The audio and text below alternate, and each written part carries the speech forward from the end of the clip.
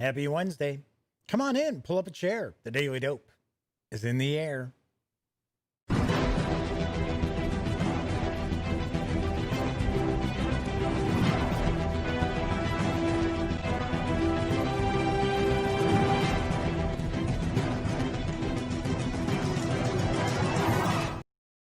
Howdy, howdy, howdy, gang. Yes, I'm Jeff McAleer, back once again as your host here at The Daily Dope, presented by thegaminggang.com, which I happen to be the Grand Poobah.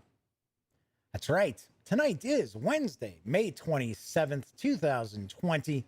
This is episode 492 of The Daily Dope. If this is the first time you've popped in to join me, keep in mind, very, very casual show. For the most part, just hang out and talk about tabletop gaming. It's not rocket surgery by any stretch of the imagination. But every once in a while, we'll talk maybe PC games, maybe a little pop culture as well. I actually have a PC game news piece tonight.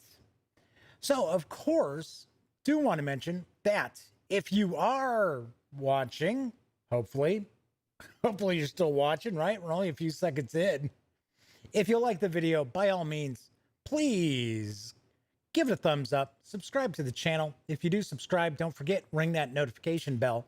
It will not only notify you of when the Daily Dope streams live Monday through Thursday nights right here on YouTube. It'll also tell you when I upload standalone videos as well, which I've had quite a few. I've got a few that are in the can, ready to go. I just haven't uploaded them just yet. Also do want to mention that this is a live stream, so that also means chat is available on YouTube. It's not on screen. It's one of the ways that I keep some of the more unusual commenters at bay, but I do pay attention to chat. So if you want to say howdy, or maybe you've got a question or comment, by all means, chime in and I will respond. So far, I see John Vogel is joining us in chat today. Good to see you, John. Welcome aboard. So, and Flaming Huron is jumping in. Pretty quick. It was like, hey, John, and boom, Flaming Huron's popped in. Anyway, also do want to point out, when you're not watching videos on the Gaming Gang channel, please visit thegaminggang.com for all the latest in gaming news, reviews, comics, movies, TV. Get your geek on at thegaminggang.com. All right, so there's a lot going on today. I got a good chunk of news that I'm going to jump into.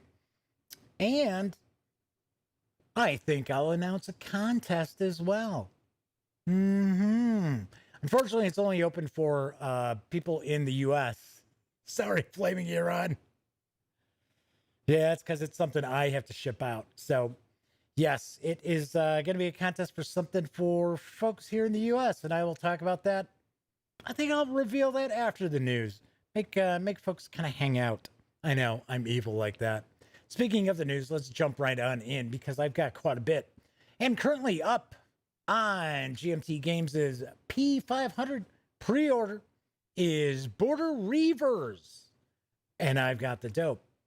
For 200 years, war raged back and forth across the border between England and Scotland. From Stirling Bridge to Bannockburn, the battles are famous, as are the protagonists, William Wallace, Robert the Bruce, and Edward I, Hammer of the Scots.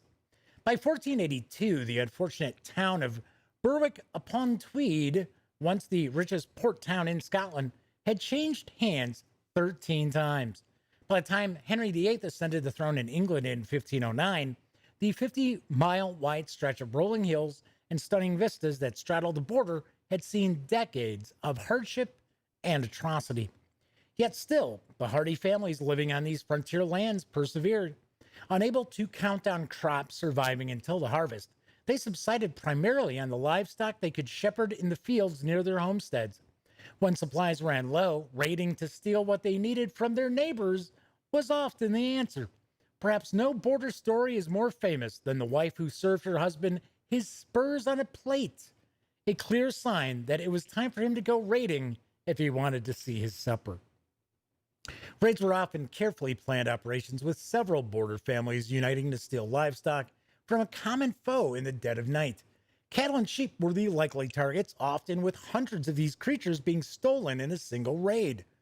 The Reivers' goal was to herd their quarry to safety before the retaliatory hot trod pursuit could catch up and force an engagement.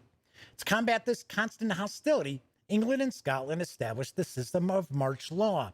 Each nation divided its borderlands into an east, middle, and west march, with each of these 6 territories administered by a warden responsible for keeping the peace. The wardens were drawn from the most powerful families on the borders, clans of great renown that could put upwards to 1,000 men in the saddle in times of need. The march law would have succeeded too, but for the fact that these same great families were usually the ones best equipped and most inclined to raid their neighbors. And thus the cycle of looting, raiding, and feuding among these families would continue for another century, throughout the reigns of both Henry VIII and his daughter, the Virgin Queen Elizabeth. In Border Reivers, each player rules over one of these marches as leader of one of the 6 major riding families of the border: Grey, Fenwick, Nokra, Maxwell, Kerr, or Hume. Your goal is to increase the wealth and fame of your clan throughout the reigns of Henry and Elizabeth to end the century as the most famous border reiver of all time. Players gain victory points from successful combats, amassing large herds of livestock, and by elevating their notoriety among the other players in the regions of the map. Border Reivers is for 2 to 6 players, although it is indicated that it is best with 4 or 6. For ages 14 and up, plays in 2 to 3 hours, and currently has a P500 price of $59 with an expected MSRP of $89. Do want to mention there is only about 300 orders so far. I think this is very recently added to the P500. This is designed by Ed Beard. So I understand that some people are kind of curious, well, what exactly is this game? Because it does sound very interesting. It really, really does. Sounds like there's a little bit of a kind of diplomacy aspect to this. This isn't just strictly kind of a war game. So I do know for a fact that the designer has released the first of 3, or I should say the first 3, not of 3, but first 3 designer diaries about the game. So you can check that out. I believe it's over at Inside GMT. So, Chad Vogel says, yeah, War Game Wednesday's back. Well, it's just one War Game news piece. I do try to make sure on Wednesdays I have at least one War Game news piece. As I see, Dan from No Enemies Here has arrived. All right, so Dan missed when I was talking about how I'm going to roll out a contest a little later on, so we'll wait until Dan leaves, because, Dan can only hang out for so long, and then he's got to go. So we'll wait till he leaves, and then I'll tell you what the contest is. I'm just teasing. I'll reveal what the contest is after the news, regardless if Dan is here or not. So, moving right along. Now available is the computer edition of Blood Rage, which is from Asmodee Digital. It is based on the Eric M. Lang designed Simon Games title, I've Got the Dope. Glory only belongs to the fearless. Created by acclaimed designer Eric Lang, Rising Sun, Arcadia Quest, Chaos in the Old World, etc. Blood Rage is the digital adaptation of the hit strategy board game where the only strategy is to cower from combat. In Blood Rage, you lead a proud Viking clan in their final fight for glory and the rite of passage to Valhalla before the world finally comes to its fiery conclusion. In these twilight hours, at the beginning of each of the 3 ages, the Norse gods bestow gifts to each Viking clan. Tyr, Odin, Loki, Frigga, Thor, Heimdall. Drafting gifts from a god will determine the strategy you want to implement. You will have to choose your cards wisely or deprive your opponents of precious gifts. Seek glory through victory in battle. Occupy regions surrounding Yggdrasil. I always get that. I always have a hard time pronouncing Yggdrasil. Yggdrasil. I don't think it's Yggdrasil. I think it's Yggdrasil. Anyway, reinforce your clan's resources by pillaging. Take command of mythical North. See, I'm sitting there going, man, I can't pronounce that. It's Dressel. And now I can't even pronounce Norse. Oh, that's okay. There's a news article later. I am going to be mispronouncing names left and right. Take command of mythical Norse creatures or sacrifice your troops on purpose to send them to Valhalla. There are many strategies to earn your place beside Odin. Plan your age accordingly, but be ready to adapt to your opponent's choices. Remember, life is fleeting, but glory is eternal. There is a short launch video. It's about a minute, a little more than a minute long. So let's take a peek.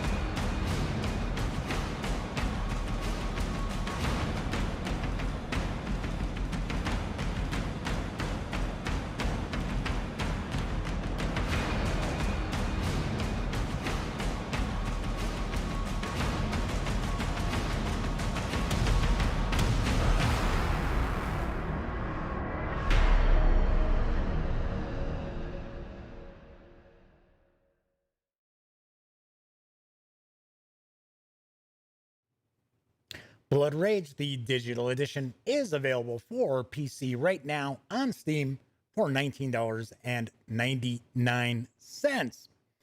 So we had a trailer last night. Boy, the animation doesn't compare, does it, gang? Boy, I'm telling you, that trailer last night for Warhammer 40K, that was very cool. And unfortunately, I didn't even realize I cut off like the last tiny bit of that video. Oops. Sorry. So, Flaming Heron has pointed out that they were interested in this game and they have seen reviews on Steam that are not very positive. I will point out that I would consider the reviews that are out there right now on Steam to be overwhelmingly negative.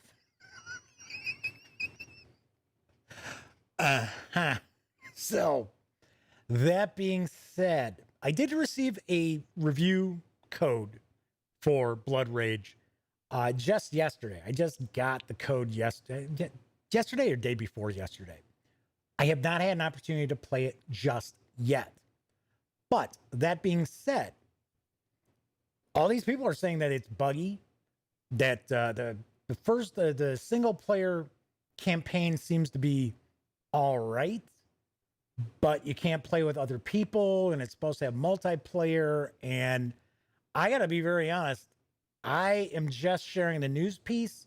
This does look pretty interesting, but I would certainly wait until you see if they are going to address these bugs and these problems through patches before going anywhere near it to purchase it. So I'm just sharing news piece. I think everybody knows that I don't, I'm not like a BS artist. I'm not going to sit here and tell you, oh, yeah, that's great, everybody. Go buy it. You're going to love driving that Edsel. Actually, the Edsel wasn't really that bad a car. It was just... Anyway, but no, I am not here to twist your arm and tell you, oh, go get this, go buy this. And it turns out that it's a turd. I would not do that. So I am just sharing the news piece. I figured, hey, Asmodee Digital was nice enough to give me a review code. They contacted me, asking me if I wanted to check it out. I said, sure thing. And so, give them a news piece. But yes, Flaming Heron is right on the money. And in fact, I think Steam just says that the reviews are mostly negative. And I looked and it's like 13% of the reviews, at least when I looked earlier today, are positive. So to me, that means that it's overwhelmingly negative. If 87% of the people out there are saying this is busted, don't buy it, I think that's overwhelmingly negative, not just negative. And the thing that throws me off a little bit, I don't know if this falls into a CMON kind of thing. And this is one of the reasons why I don't tend to share a lot of cool mini or not news. They raised like over $750,000 on Kickstarter to make this digital adaptation. And everybody's saying it's like not finished. You know, the reviews are saying, hey, this is like it's not finished. I mean, come on. And I think it was like 3 years ago that Kickstarter ran, at least 2 years ago. So I don't know. Just like I said, I'm sharing the news, but it's not getting like a stamp of approval or anything like that. Just pointing it out. Does look kind of interesting. And I would keep my eyes peeled to see if they get some patches out there to address these issues. Because it's not unusual for a game to come out and it's like, oh man, there's some problems with this. And then there's some patches and all of a sudden it's like, wow. We're looking at like Paradox Interactive. I was going to say, what is Paradox calling itself these days? I think it's Paradox Interactive. They make Hearts of Iron 4, Stellaris, Europa Universalis 4. We've got the upcoming, Crusader Kings 2. They did the Roman game. That's kind of like Universalis. But they're famous for their game comes out and it's like, it's all right. It's okay. I mean, Stellaris was like, yeah, it's entertaining. And then like you get to the mid game and you're kind of like, man, nothing's going on. And then they have some patches. They release some new content. Yes, unfortunately, that's a company that does a lot of DLC. And then the game is like phenomenal. Like Stellaris is awesome. Europa Universalis 4 is awesome. I love playing those. I still play EU4 a lot. I tend to play strange. Well, I guess I won't get into that. I was going to say, I tend to play European nations all the time. I should try something a little different. I usually play Spain. I don't know. Anyway, all right. So, Flaming Heron says, not shooting the messenger, Jeff. Oh, no. I was going to, because Flaming Heron mentioned that during the video. I was going to say that anyway. I already had it in my notes, in my show notes, to mention the overwhelmingly negative reviews. That's why I know it's 13. Well, at least earlier today, it was 13% positive. And I know that it's over $750,000 in Kickstarter money that it brought in. Shoo. So Grade A points out Gloomhaven was that way. The digital port of it, I have yet to play that. And for some reason, I think I've got a digital code for it in Steam. I have so many Steam games that I haven't even touched. But I heard the same thing. I heard that Gloomhaven was not very good when it first launched. I had heard from some folks recently, and we're talking probably within the last month or so, still saying Gloomhaven on PC was not very good. I don't know. Haven't played it. Anyway, by the way, welcome aboard, a Grade A. A Grade A's here in chat. All right. Shall we continue on with the news?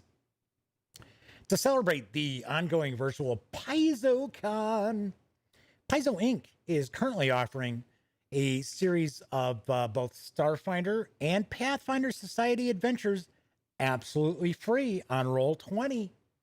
Here's the dope. First up is Pathfinder Society 1 through 15, The Blooming Catastrophe. The Pathfinders travel to Iberia, I don't know, where elven druids and centaur warriors are united against an unlikely threat, a self-propagating horde of corrupted leshies.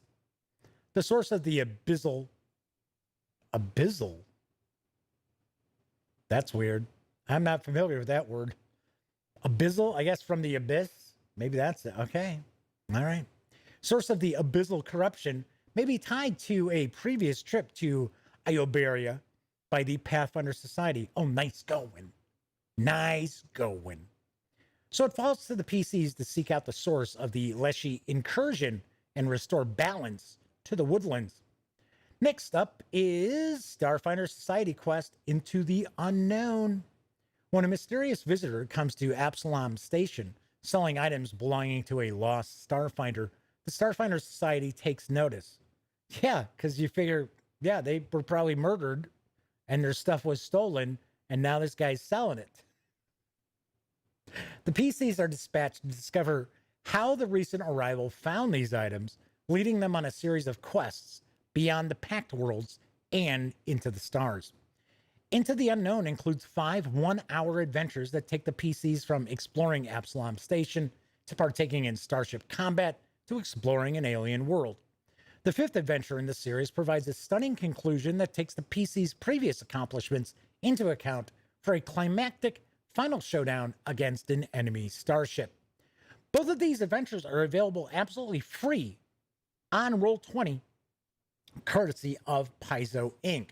Now, one thing I will mention is that the Blooming Catastrophe, I believe that is like 15 episodes. And I am showing one of the Pathfinder Society adventures because it was part of the Year of the Open Road.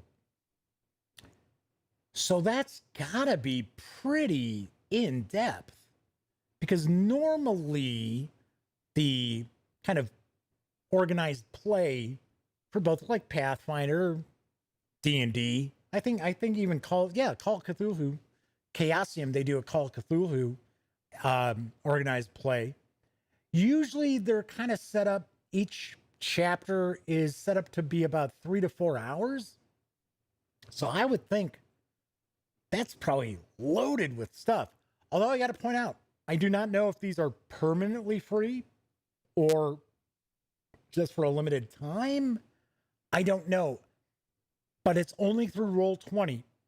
So it's not like you can go and download the PDFs or anything like that. You actually have to go in and set up one or the other as your campaign. I got to point out, I love that ship on the Pathfinder Society with kind of like the flying tigers, like maw, the teeth on the front of it. I think that's pretty funny. Thought that's pretty cool. All right. So talking about freebies and double dips of freebies, Wizards of the Coast has resumed their stay-at-home, play-at-home Dungeons & Dragons downloads. Came back from the holidays yesterday. I've got the dope. First, we have D&D Adventurers League Forgotten Traditions. The origin of runes has long been lost to the majority of sages and wizards, save those with giant blood. However, with the shattering of the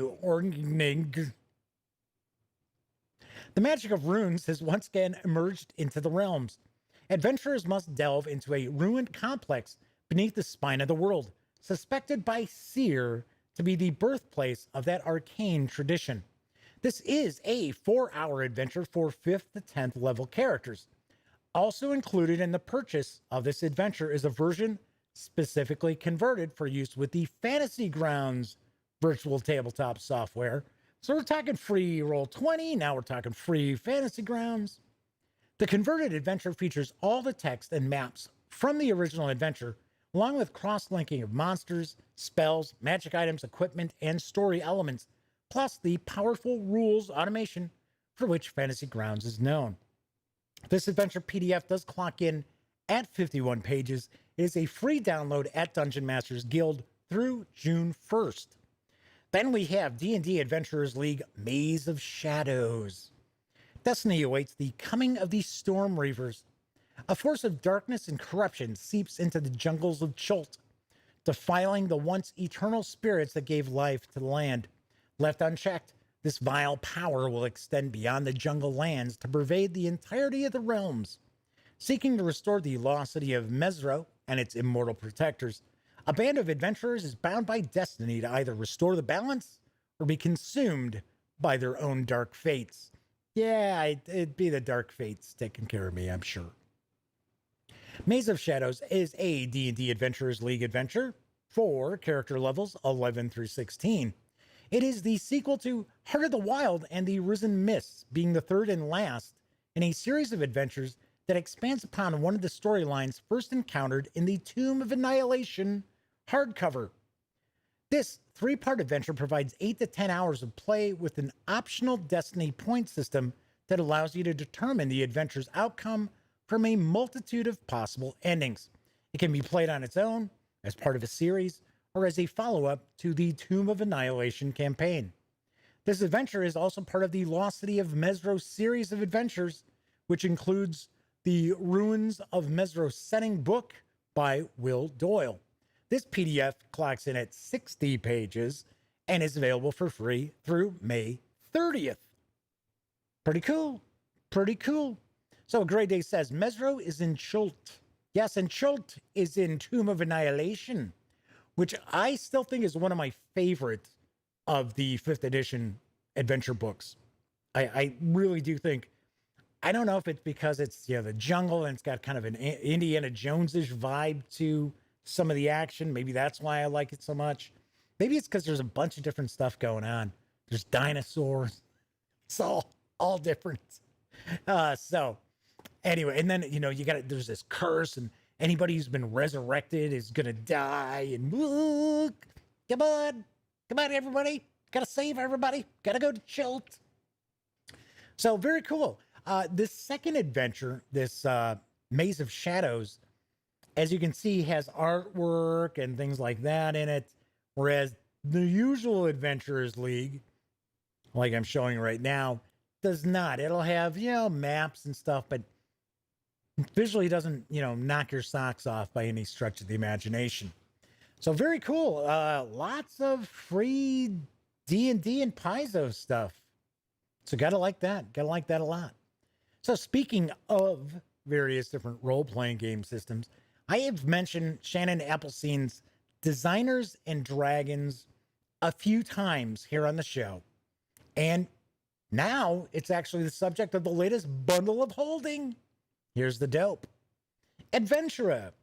For a second time, we've resurrected the January 2015 Designers, Dragons, and More bundle, a fine collection of PDF ebooks that chronicle the history and highlights of the tabletop role-playing game hobby.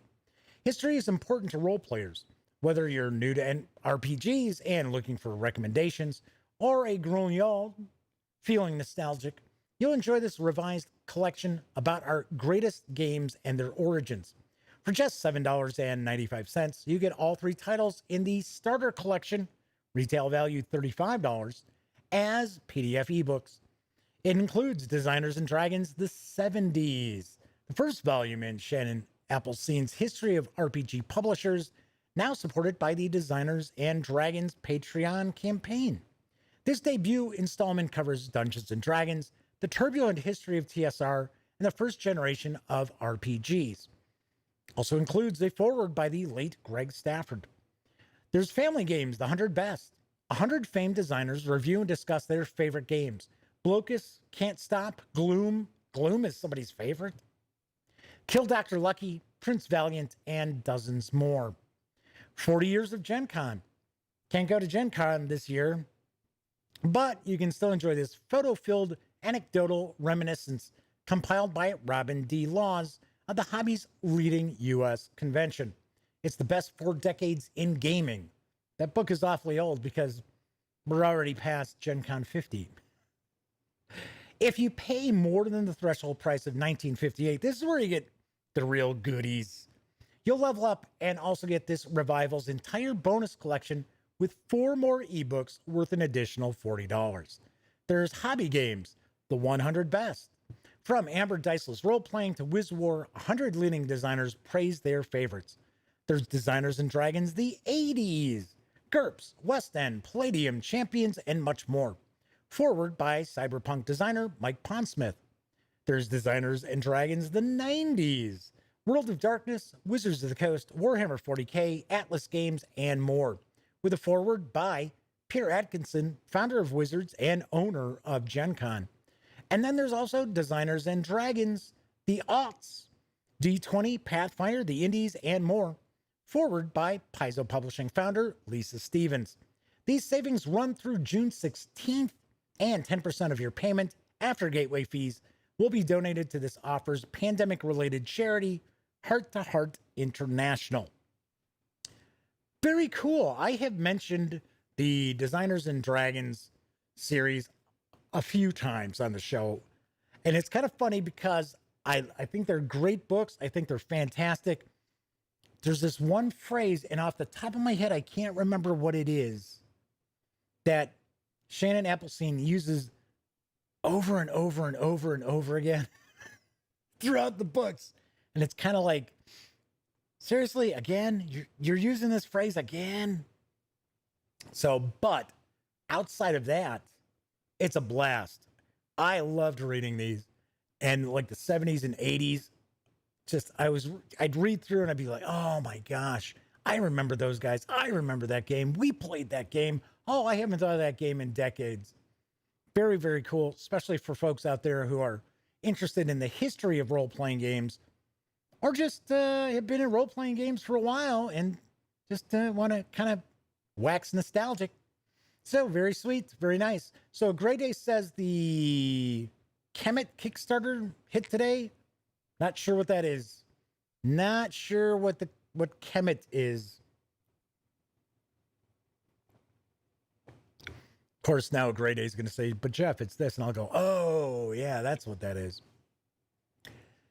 Yes, a Grey Day is always good for like letting us know about Kickstarters that are floating around. Just like we were talking about the Scooby-Doo games, and I haven't done a news piece for the CMON Scooby-Doo game. Well, because for one, it's CMON. They don't necessarily need any, boost from me. But there's no information out about it. It's just, hey, we're going to do a Scooby-Doo game. That's it. So, I don't know. There's really no news in that news. So, I tend to like to share news pieces that at least give us something. Alrighty, my final news piece is from Modiphius Entertainment, because they are still hard at work on their Conan Adventures in an Age Undreamed of line. Here's the dope on Conan the King. When I was a fighting man, the kettle drums they beat, the people scattered gold dust before my horse's feet. But now I am a great king, the people on my track, with poison in my wine cup and daggers at my back. Just as Conan's ultimate destiny was to claim the throne of Aquilonia, the crown jewel of the Hyborian civilizations, Conan the King is the ultimate sourcebook to those kingdoms and the most dangerous battlefield of all, that of the court. With the guidelines contained within this book, players may fight to earn thrones of their own or die trying.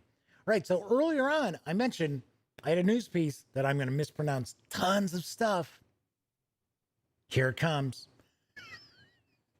New options for player characters include the courtier, the healer, the knight, minstrel, and noble. Included new casts, talents, background stories, and other options. Includes the flower of the Hyborian world, regal Aquilonia, where Conan became king. There's guidelines for campaigns set on the road to the throne, or the intrigues and plots within the court. Monstrous foes such as Satha the Undying, Yagtha the demon plant of Yag, winged night mounts, and the demonic slave of the ring. Not Lord of the Ring, slave of the ring. Allies and enemies such as Zalata the witch, the mad poet Ronaldo, hey, I can pronounce that pretty easy, the exiled priest Orestes, Zalathun, resurrected lord of ancient Acheron, and more. Myths and magic of the dreaming West, from the state religion of Mitra to the hidden cult of Asura, with items such as the heart of Ahriman and entities like the ghost of Epimetheus the sage. There are new rules for the ultimate measures of status within the court's holdings and titles. Art maps are developed by new and experienced Conan creators, developed with leading Conan scholars. This is the essential guide to the treacherous courts and battlefields of the Hyborian Age, just as Howard envisioned them. Important members of the court are included, such as Counselor Publius. Counselor Pubic what? Publius. Count Tricero, General Prospero, Zenobia the slave who became queen, and finally, King Conan. This book requires the Robert E. Howard's Conan Adventures in an Age Undreamed of core book to use. This is only available right now in PDF. The physical copy has not arrived just yet. The physical book is not out. It actually can be had for $19.99. Gotta mention, Modiphius Entertainment has done really stellar work on Conan. Granted, you may not necessarily dig the 2D20 system. It can be a little off. I don't want to say offsetting. It's different. It's different. But the source books, wow, just really, really nicely done. Very, very nicely done.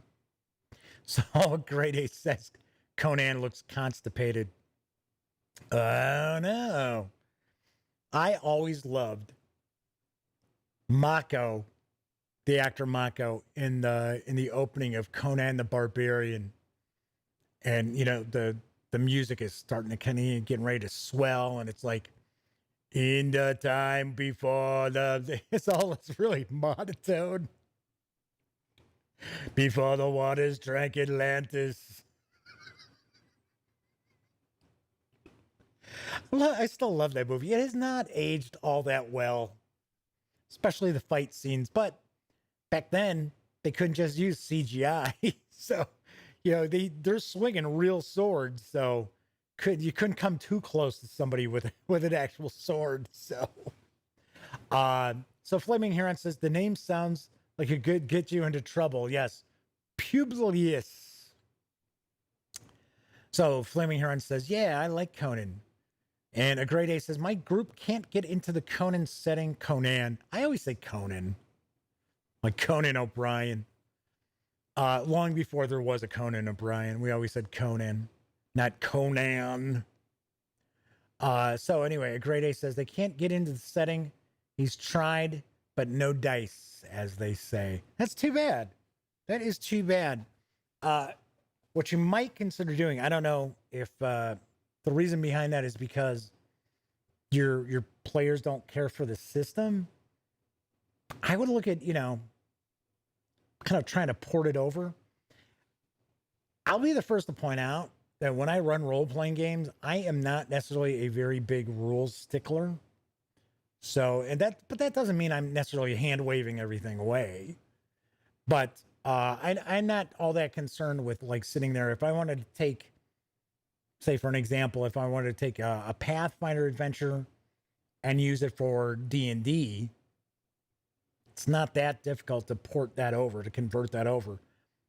But the reality is, I probably wouldn't even. I mean, I would just do stuff on the fly. Do that with just about anything. So, I mean, but that would be me, right? So, and plus I don't really run Pathfinder or D&D. But, yeah, kind of, you can just, the way I look at it, just take the parts that you like, stuff that's cool, and just adapt it to your own. Especially as a game master, when you're rolling dice, there's times that I would just be rolling dice. I don't normally use a game master screen. I usually have another chair pulled up next to me, and then I have like a box top sitting there where I'll roll some dice, so they don't go flying all over the place. Sometimes I just roll dice so that the players see me, see that I'm rolling dice, and they're like, ooh, what's going on? Nothing's going on. I'm just rolling some dice. I think everybody does that. It's kind of make their players kind of go, oh, what's going on?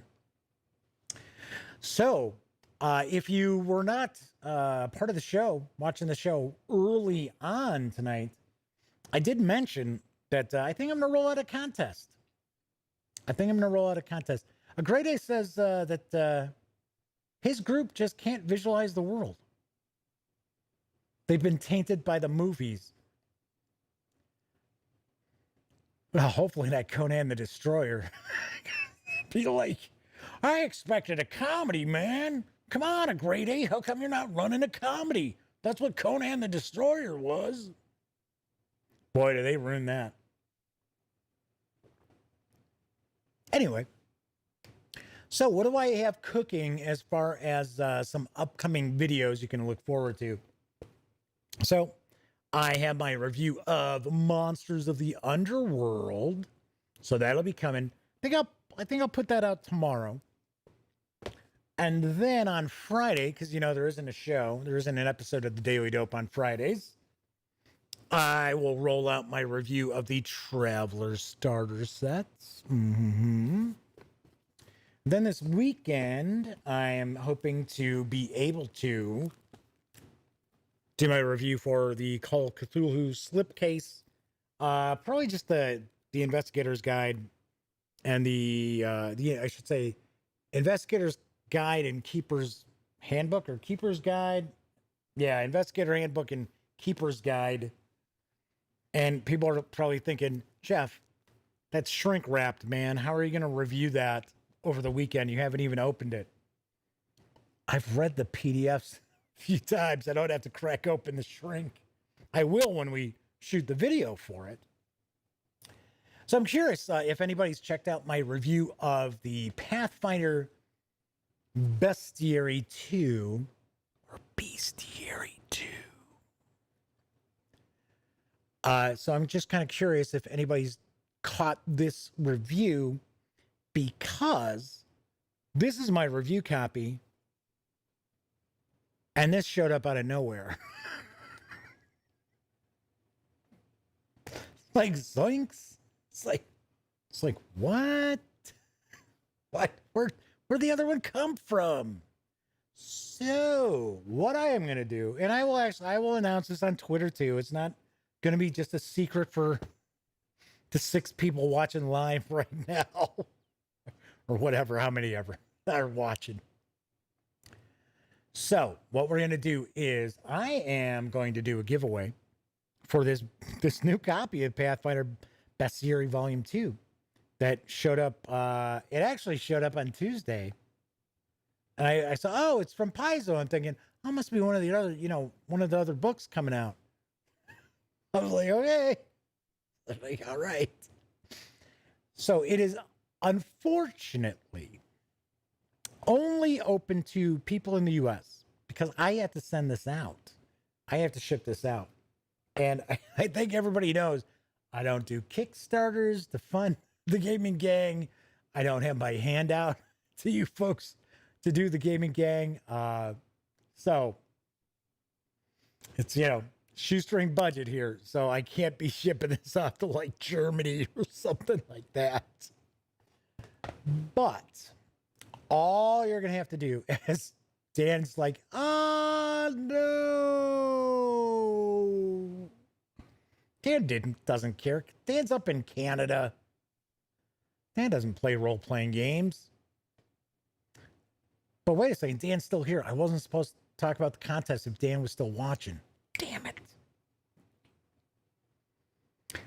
Well, okay, we'll do this. So if someone is outside the United States and they want to be part of the contest, that's fine.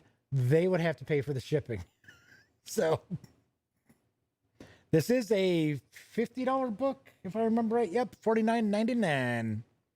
And a color, $99.99 here at Earl Shab. And a car, and a color. So that's the contest. Basically, that's the prize. Contest is super easy. Simply be a subscriber on YouTube. Comment on the review. Make it a nice comment. Comment on the review. I'm going to run it for the rest of this week and into next. So I will announce the winner on Monday's show. So I will announce the winner Monday's show. That'll give people a few days. So there we have it. Does Dan have Twitter? I don't know. Dan doesn't have a printer. So who knows? Yes, Dan is. Wait a second. I know Dan is on Facebook. I'm not. Yeah, he's on Twitter. It took me a second to remember. It was like, So Gray Day says, yeah. So Fleming here says Paizo thought I didn't have enough books. I don't have a lot of Paizo books. That is the fact there. I don't have a lot of Paizo. As far as, in fact, until recently, and I'm not knocking Paizo. I mean, come on. We've talked about this before. Companies can't give every reviewer out there review copies. That's why I'm very surprised. I'm not going to name any names, but I will, like on Twitter, there are a lot of people who are like reviewers and stuff like that. They follow me. I don't know why. I mean, I don't tend to follow other reviewers. I just don't. But so when sometimes they'll tweet something out and it'll pop up in my feed, and I'm amazed to see some of these people who I've never heard of, but they're doing reviews in that of, like board games, stuff like that. They might have 500 Twitter followers and companies are sending them stuff. And I was like, really? I would have thought, not that 5,000 and some followers is any big whoop as far as my, Twitter. But I was kind of like, that's sort of weird. But back to Paizo and, reviews and review copies. I don't get ticked off when companies, don't, can't send review copies and that doesn't bother me. It's when they want me to sit there and promote their Kickstarters and stuff like that, and I can't get, a review copy of anything they've done, then I have an issue. But yeah, so it was fairly recently that started to provide some reviews of the Paizo stuff. Not everything, as an example. So did a review for the Extinction Curse, the first part of that.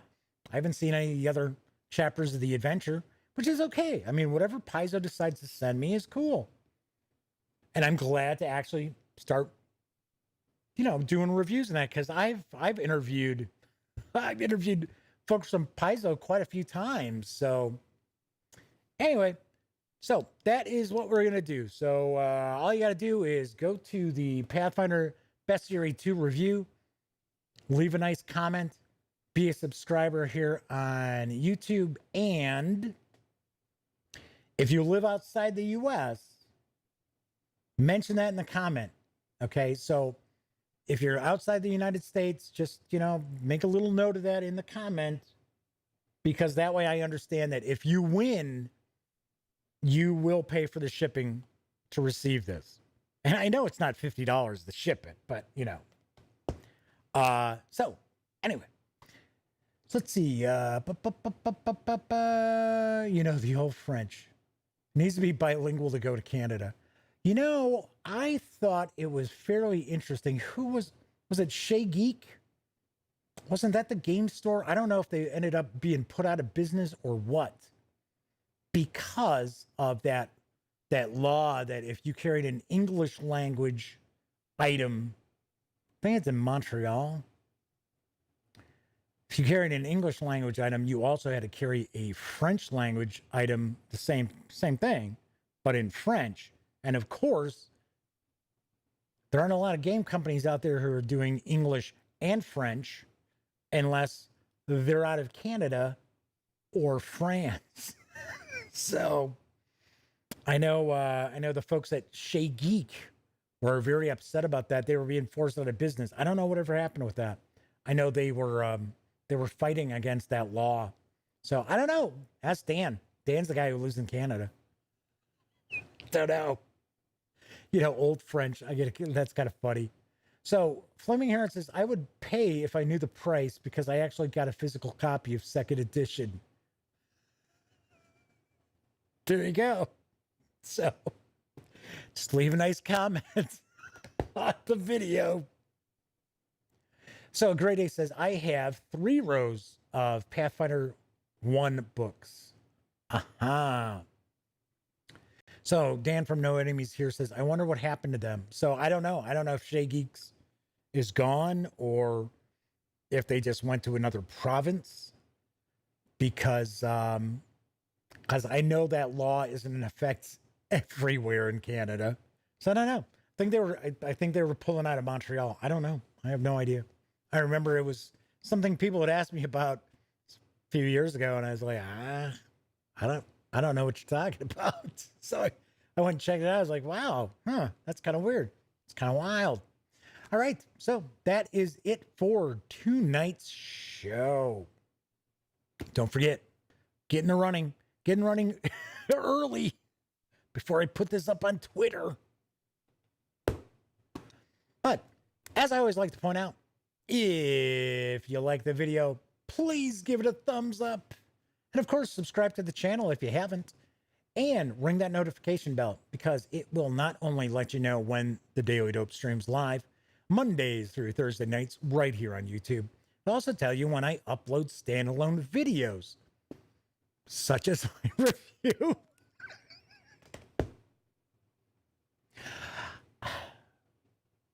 So, by all means, thumbs up, subscribe, ring that bell.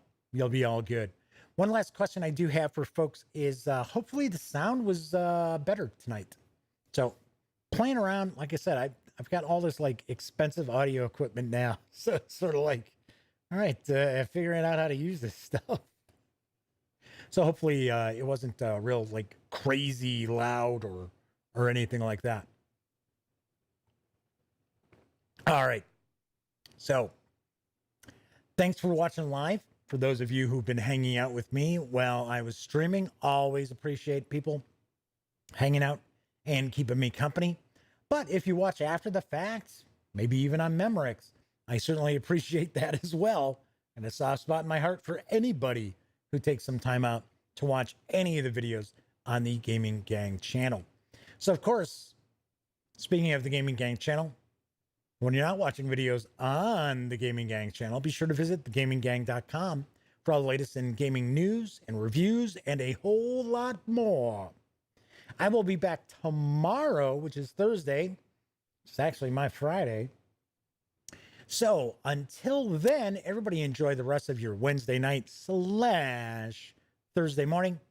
And in this time of pandemic, I like to always sign off by telling you to stay smart.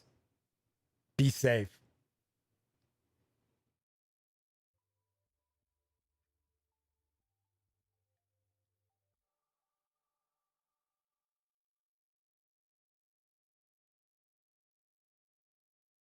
Oh, you're still here. Well, if that's the case, by all means, subscribe to the Gaming Gang channel by clicking right here. And of course, if you want to catch up on past episodes of The Daily Dope, check out this playlist. And if you'd like to see what YouTube's recommending you take a peek at from the channel, just give a click right over here. Of course, I'm Jeff McAleer, and once again, thank you very much for watching.